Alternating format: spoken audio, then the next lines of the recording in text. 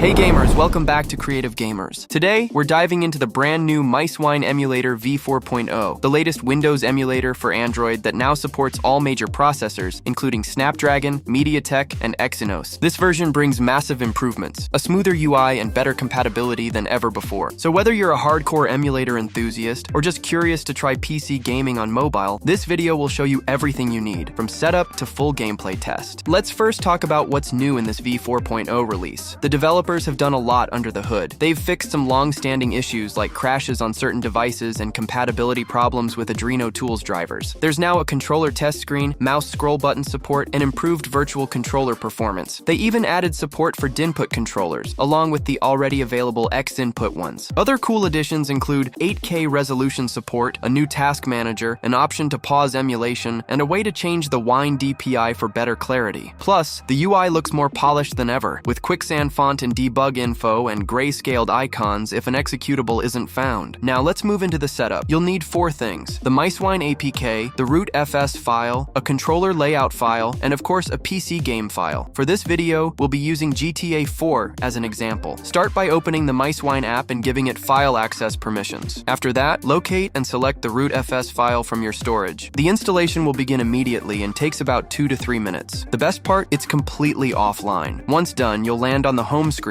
where you'll see a desktop icon and available game shortcuts. Next, head over to the settings section. Under general settings, you'll find options for sound, debug, environment, and drivers, but you don't need to change anything here. Everything is already optimized for stable performance. Then comes the controller mapper. If you're using a physical gamepad, you can set up your button layout here. But if you're playing with touch controls, go into the virtual controller mapper. You can either build your own layout or install a ready-made one. Just click Install, locate your control file, and it'll load automatically. You can even customize it later if you like. Now let's talk about the most important part, configuring the graphics and drivers. Go into the RAT package manager. If you're using a Snapdragon device, use the Mesa Turnip driver. But if you're on a MediaTek or Exynos processor, go with the Mesa Android wrapper. It's a universal driver that works great across different chipsets. Leave all other settings like Box64, Wine, DXVK, and VKD3D at their default values. These defaults are balanced for good compatibility and performance. Once you're back on the home screen, go to the file manager and locate your game's executable file. In my case, I'll long press on the GTA4.x file and tap Create Shortcut. This places the GTA 4 icon on the home screen for easy access. You can also do this from the desktop inside the emulator. Then long press the icon, click Edit Shortcut, scroll down to Controller Mapping Type, and select the virtual layout you added earlier. Save the shortcut, and now you're ready to launch the game. Tap on the GTA 4 icon to start. When the game begins loading, press the back button to open quick settings. Turn on Stretch to Full Screen and enable Virtual Controller. After the game fully loads, go into its internal settings and graphics options. Downgrade everything to low settings and be sure to turn off shaders. This will give you the best performance, especially on mid-range devices. On my Snapdragon phone, the game ran very smoothly. No frame drops, no crashes. While I don't currently have a MediaTek or Mali-based phone to test, I saw another YouTuber running GTA 4 on an Exynos device. It worked, but there were some graphical glitches on buildings. If your device supports the Turnip driver, definitely use that. It gives the best graphics and stability. So that's everything you need to know about Micewine Emulator v4.0. It's a big step forward, especially if you've struggled with previous emulator versions. From controller improvements to better compatibility and a smoother interface, this update really delivers. Let me know in the comments which game you're going to test first. And if you found this video helpful, don't forget to like, share, and subscribe for more emulator tutorials, gameplay tests, and mobile gaming content. Thanks for watching, and I'll catch you in the next one.